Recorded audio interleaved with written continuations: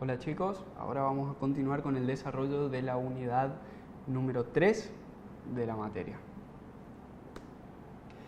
Vamos a arrancar con el concepto de soberanía territorial, que es aquella que constituye un conjunto de poderes jurídicos del Estado que posibilita el ejercicio en un espacio determinado de las funciones que le son propias. Se trata de la facultad de ejercer sus competencias. Este concepto es de Max Huber. Restricciones a la soberanía.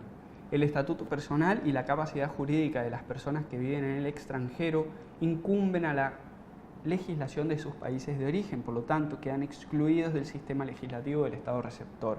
Esto significa que si un extranjero ingresa a nuestro país, en ciertos derechos que él posee y obligaciones se encuentra sometido a su legislación de origen, de su estado, de nacionalidad. Sin embargo, se somete a la legislación de nuestro país en determinados casos, como en el derecho penal. Otra de las restricciones que la soberanía posee son que las inmunidades de los diplomáticos extranjeros que actúan en el país con amplias restricciones a la competencia legislativa, jurisdiccional y coercitiva. Es el mismo ejemplo, son inmunidades que poseen los diplomáticos y los agentes consulares para poder desempeñar sus funciones en determinados estados donde prestan servicios. Y en tercer lugar, la otra restricción que surge de la soberanía son las servidumbres internacionales que gravan el territorio nacional de un país en favor de otros estados. ¿Cómo se adquiere la soberanía? Mediante las siguientes modalidades. Ocupación, que al igual que en el derecho civil se requiere el animus y el corpus. Es el mismo procedimiento, es decir, una comunidad, es decir, una población organizada bajo un gobierno, una nación, se afinca en un territorio, es decir, con el corpus en ese territorio y con el ánimo, que es la intención de permanecer en ese lugar y sentir lo propio. Así se configura la ocupación. En segundo lugar, tenemos al descubrimiento, que no crea un título definitivo. Debe completarse dentro de un plazo razonable con la ocupación efectiva sobre el territorio reclamado. En tercer lugar, la accesión, que es cuando por obra de la naturaleza se incorpora un nuevo territorio a un estado. Por ejemplo, un río que con la corriente agrega tierra de un estado a un nuevo territorio. La cesión, que es el traspaso voluntario del título a través de un tratado. La conquista supone que un estado aniquiló por completo a su adversario. Al quedar todo el territorio enemigo desprovisto de organización política propia, el estado victorioso lo adquiere por el procedimiento de la conquista. La Carta de la ONU ha prohibido formalmente la conquista en territorios por la fuerza. La prescripción adquisitiva se puede presentar cuando el territorio que pertenece a un estado es reivindicado por otro, si el estado desposeído no protesta. Si el estado desposeído sí protesta, no se concreta la modalidad. Y por último, como última modalidad tenemos el utis possidetis iuris, que el ocupante militar en la época colonial, cuando poseía, las colonias lo que hicieron fue apelar al principio del utis possidetis iuris, que significa que el que continúa poseyendo, como venía haciéndolo, debe hacerlo, pero ahora ya con un título. Es decir, se le concede la titularidad de lo que ya poseía. Límites, delimitación y trazado de fronteras. El límite es la línea imaginaria que separa el territorio de dos o más estados. La delimitación es el establecimiento en la práctica de los límites del territorio de un estado con sus vecinos. La frontera, a su vez, es la zona de contactos entre las jurisdicciones territoriales de dos o más estados. Pueden ser artificiales o naturales. y la demarcación es el trazado de la frontera sobre el territorio demarcado, lo que constituye una tarea técnica que realizan las comisiones de límites compuestas por expertos. El derecho de los cursos de agua es río internacional, aquel curso de agua que separa o atraviesa el territorio de diferentes estados. Un mismo río puede reunir ambos caracteres. La navegación, bueno, pues no existe una libertad de navegación en los ríos internacionales, ya que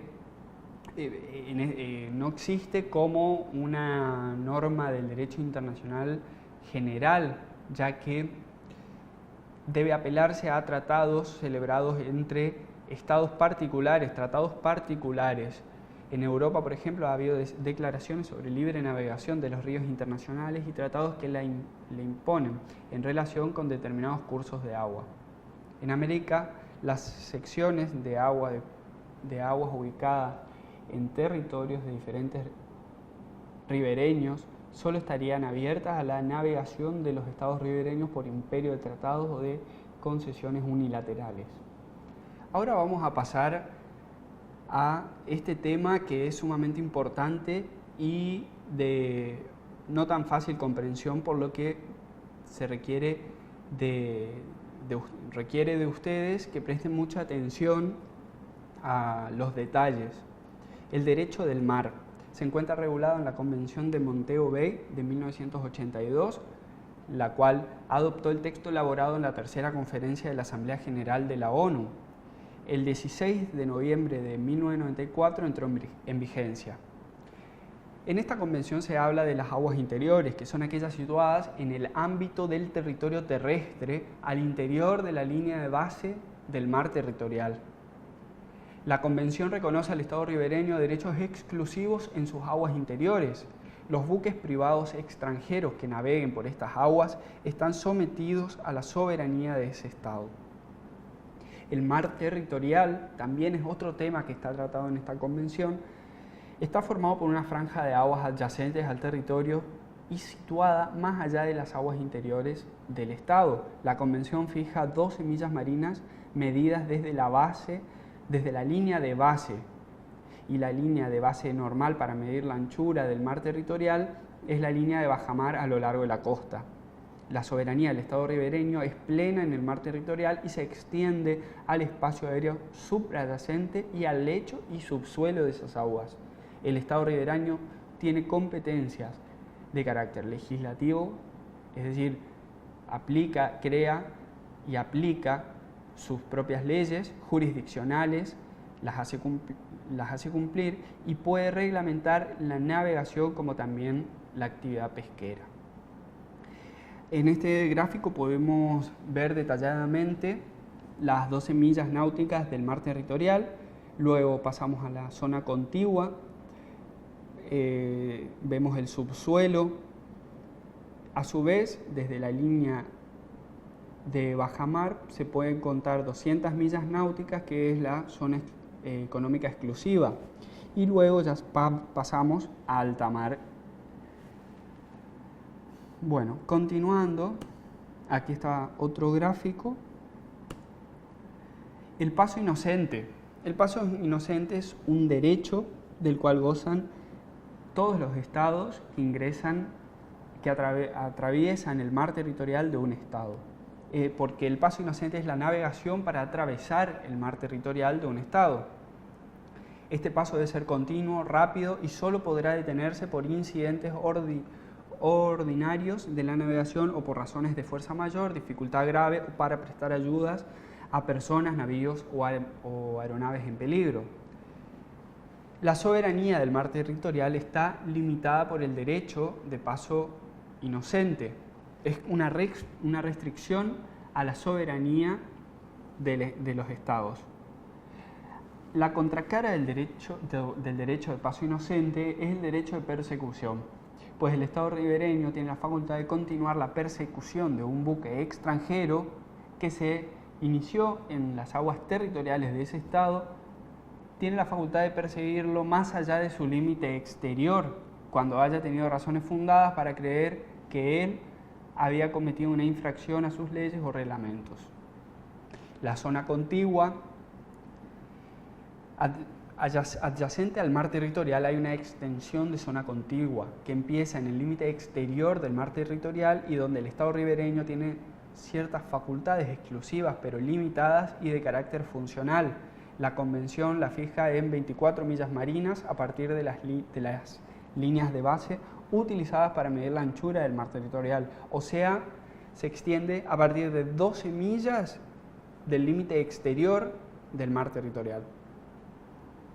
Es decir, desde la costa, la línea más baja de bajamar, la zona contigua es de 24 millas, el mar territorial es de 12 millas. Derechos del Estado en la zona adyacente. El Estado ribereño tiene competencia para prevenir y sancionar infracciones a sus leyes y reglamentos aduaneros, fiscales, de inmigración y sanitarios cometidos en su territorio o mar territorial. La zona económica exclusiva podrá extenderse hasta 200 millas marinas contadas desde la línea de base utilizadas para medir la anchura del mar territorial. No es parte integrante del mar territorial. Los derechos sobre la zona económica exclusiva. El Estado ejerce derecho de soberanía y jurisdicción. Los primeros se refieren a la exploración y explotación de los recursos naturales en el lecho y subsuelo del mar y aguas subyacentes. La segunda se ejerce respecto al establecimiento y utilización de islas artificiales, investigación científica marina, preservación y conservación del medio marino, entre otros. Los terceros estados gozan en la zona económica exclusiva de todas las libertades reconocidas en alta mar, a excepción del derecho a pesca. Es decir, que la zona económica exclusiva es aquella zona en la cual pueden circular cualquier tipo de buques extranjeros, ya sea en el espacio aéreo o subsuelo del mar y aguas suprayacentes, con libertad, con la única restricción que es el derecho de pesca, que aún puede hacerlo, sin embargo debe pedir autorización al Estado ribereño. La plataforma continental, la Convención de Montego Bay, la define como la prolongación natural del territorio del Estado costero hasta el borde externo del margen constitucional o hasta una distancia de 200 millas marinas contadas desde la línea de base, a partir de las cuales se mide la anchura del mar territorial, en los casos en que el borde exterior del margen continental no llegue a esa distancia. El exterior en ningún caso puede extenderse más allá de las 350 millas marinas desde las líneas de base, o 100 millas marinas desde la isobata de los 2.500 metros de profundidad. El Estado ribereño sobre la plataforma continental tiene derechos de soberanía para la exploración y explotación de sus recursos naturales de manera exclusiva. Si se explotan recursos minerales más allá de las 200 millas marinas, el Estado ribereño le debe dar un porcentaje a la autoridad de los fondos marinos. Regulación del espacio aéreo y ultraterrestre. Espacio aéreo es el espacio perpendicular suprayacente a su territorio. Antecedentes. La primera convención fue la Convención de París en 1919, que proclamó la soberanía del Estado sobre su espacio aéreo y admitía el sobrevuelo inocente de aeronaves civiles. El sobrevuelo inocente es exactamente lo mismo que el derecho de paso inocente que tienen los buques sobre el mar territorial de un Estado. Pero en este caso, sobrevuelo, es decir, sobre el espacio aéreo del Estado. La Convención de Chicago fue la que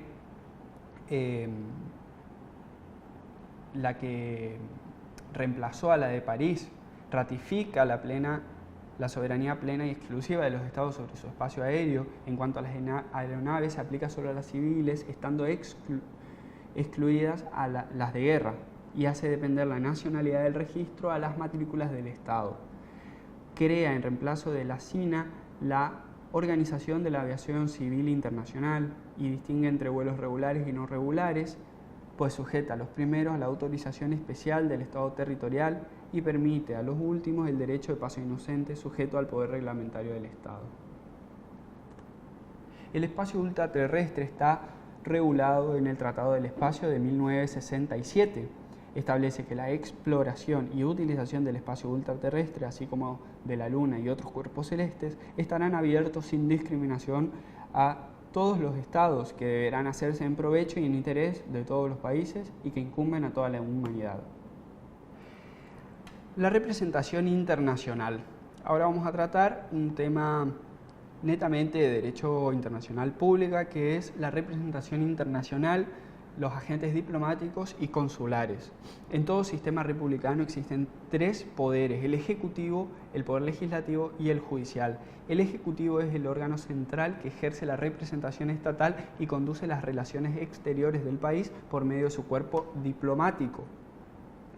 Cancillería es en la República Argentina, el Ministerio de Relaciones Exteriores y Culto es el organismo, la institución encargada en la República Argentina de las relaciones exteriores del Estado. Los representantes diplomáticos. Convención de Viena de 1961. En la Convención de Viena se encuentra regulada todo el tema de los representantes y agentes diplomáticos. El embajador se lo define como representante personal político del jefe de Estado. Informa a su ministro, que es el ministro de Relaciones Exteriores o canciller, sobre el desarrollo de la situación del país en que está acreditado, en el que presta servicios, y el desenvolvimiento de la política internacional. No puede inmiscuirse en los asuntos internos del Estado donde presta funciones. Y a su vez, los agentes consulares son funcionarios que un Estado establece en ciudades extranjeras para desempeñar tareas administrativas y económicas. Las tareas principales son participación de la Administración Nacional, protección de los ciudadanos, información sobre posibilidades comerciales. Muchas gracias.